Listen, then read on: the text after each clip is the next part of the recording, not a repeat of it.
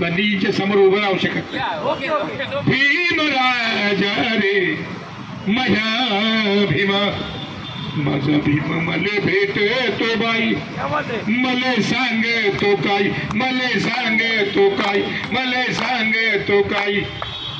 शेताच्या पाठीला उभा, राबत्या हाताच्या साथीला उभा, भूक जगणाऱ्या रातीला उभा गा. मुख्य वासराच्या अस्वात बाई, भीम पाहते बाई, भीम पाहते बाई, भीम पाहते बाई. साळच्या दारात उभा, टाकलेकण्यांच्या शाईत उभा, बुकाच्या राशीत उभा, चिमणीच्या वातीत उभा, वातीच्या उजेडात उभा गा. बोटले तलाच हातामध्ये घेई, त्याले साळत नाही, त्याले साळत नाही, त्याले साळत नाही, साळत नाही, त्याले साळत नाही, त्याले साळत नाही. आई भूमीला म्हणतो गा बाई, नदी काठाने धुंडी तो आई, पाय ठेवायला जमीन का नाही. वनवास रामाचा संत्यात बाई, वनवास रामाचा 14 वर्ष बाई, आमचा वनवास जन्माचा बाई ग, वनवास जन्माचा बाई. त्याच आहे का कोणाला काही, भीम गरजून सांगतो बाई.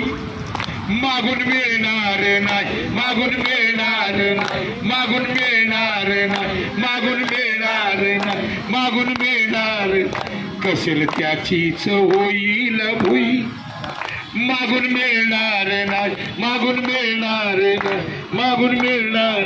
आपल्याला लढा काढल्याशिवाय या देशात काही मिळालेलं नाही. आणि बाबासाहेबांनी सुद्धा अहोरात्र लढाई केली, अहोरात्र लढले बाबासाहेब. आणि म्हणून हा जो महाबोधी विहाराचा मुद्दा आहे तो सांस्कृतिक राजकारणाशी निगडीत आहे. परंतु सांस्कृतिक राजकारणातून ज्यांनी सत्ता हस्तगत केलेली आहे त्या मनोवाद्यांनी जो डाव टाकलेला आहे तो या देशातल्या जी बौद्ध परंपरा आहे त्या बौद्ध परंपरेच्या विरोधामध्ये ही प्रतिक्रांती सुरू केलेली आहे. आणि म्हणून या प्रतिक्रांतीच्या विरोधामध्ये ही बाबासाहेबांची लेकरं मरेपर्यंत झटतील. आम्ही सगळे शाहीर तुमच्या सोबत आहोत. जय भीम.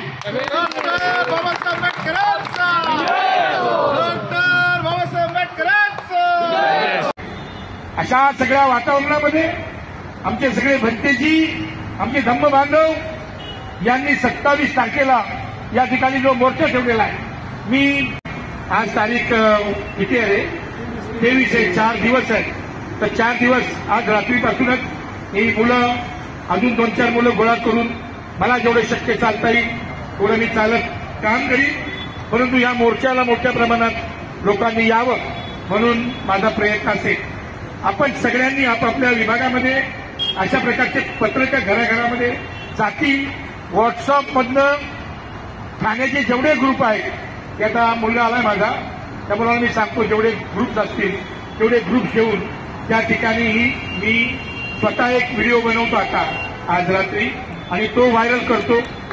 बाकीची सगळी जी मंडळी आहेत जे गायक मंडळी आहेत या महाराष्ट्रामधले जेवढे शाहीर आहेत जे बुद्धाच्या सावलीला गेले आणि ज्यांची प्रतिभा फुलली ते सगळे शाहीर, सगळे गायक, सगळे लेखक, सगळे कलावंत यांच्या वतीनं मी तुम्हाला शब्द देतो की ही लढाई आपण जिंकणार आहोत.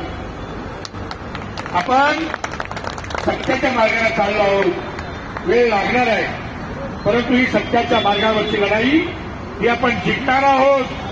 आणि या देशामध्ये ज्यांनी प्रतिक्रांती अडवलेली आहे आणि त्यांचा द्वेष करत नाही त्या सुबुधी तो मागे घ्यावा. नाहीतर आम्हाला संघर्ष करावा लागेल. बुद्धाच्या मार्गाने आणि संविधानाच्या मार्गाने चालणारी ही सगळी जनता आहे. ही बाबासाहेबांची जनता मरेपर्यंत शेवटचा रक्ताचा थेंब शरीरात असेपर्यंत लढणारे सगळे हे धम्म बांधव आहे. जय भीम.